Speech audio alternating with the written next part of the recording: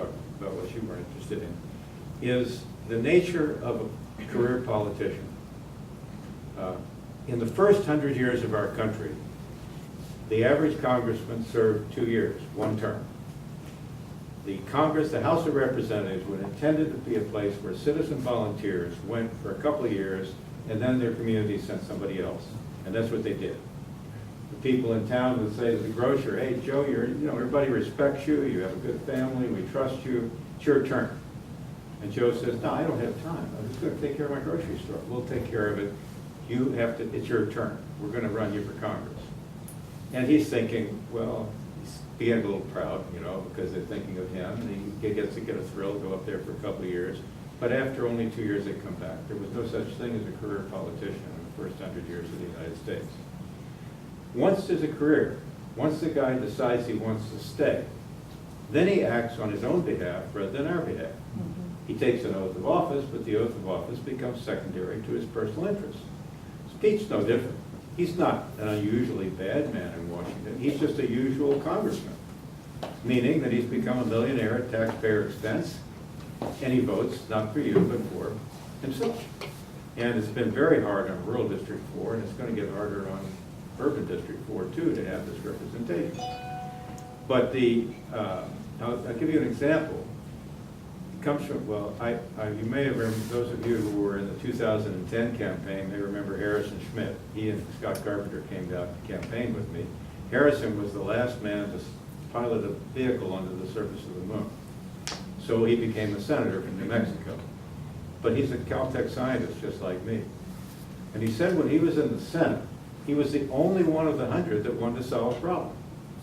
The training of a scientist is to solve a problem. The problem comes up, Harrison would think and he'd say, why don't we do this? Now, he didn't suggest that all of his solutions were the best. He was the only one trying to solve the problem. The politician, the career politician, wants to live on the problem. He wants to distort the problem to his advantage, not to solve it. I'll give you two examples. One is the VA problem. Now, we've promised our vets, as one of the things we do for them in return for their service, that they will have the best medical care that America provides. That's not hard to do. Give everyone a card that says 100% of my medical care and let them go anywhere in the country. If they want to go to the VA, fine. If they want to go to the Mayo Clinic, fine. They want to go to MD Anderson in Houston, fine. It doesn't matter. This card is 100%. No gatekeepers, nothing. That solves the problem. Well, why hasn't Pete DeFazio wanted to do that? He doesn't want to do it because instead he wants the problem to remain and to politic on it. And he gains in two ways. One is the Congress has set up, they appropriate money for people to help people that have trouble. And a couple of these guys are stashed in every congressional office.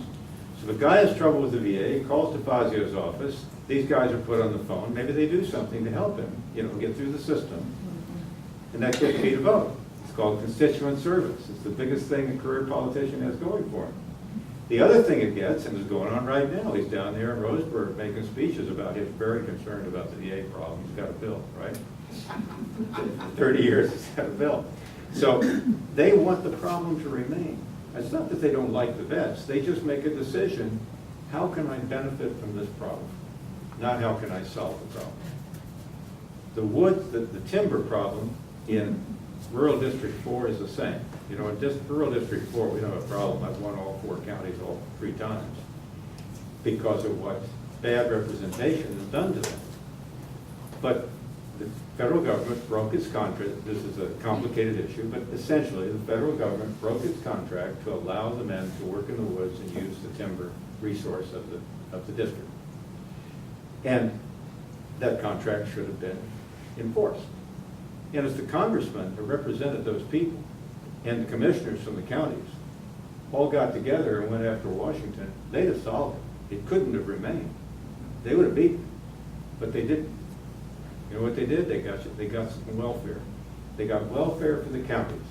They got money because the counties, of course, needed the income from the industry.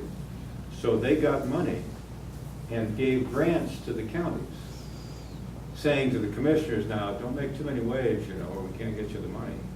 And saying to the voters, from then on, re-elect us or your money might not keep coming. They turned it into a welfare program instead of solving the problem. So the industry was destroyed. Once again, they lived on the problem.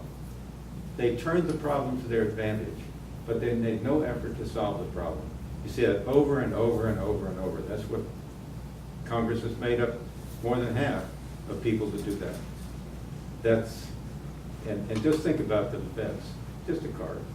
There's no vet problem. Medical care anywhere in the country. Show your card. Yeah. They violated the Constitution.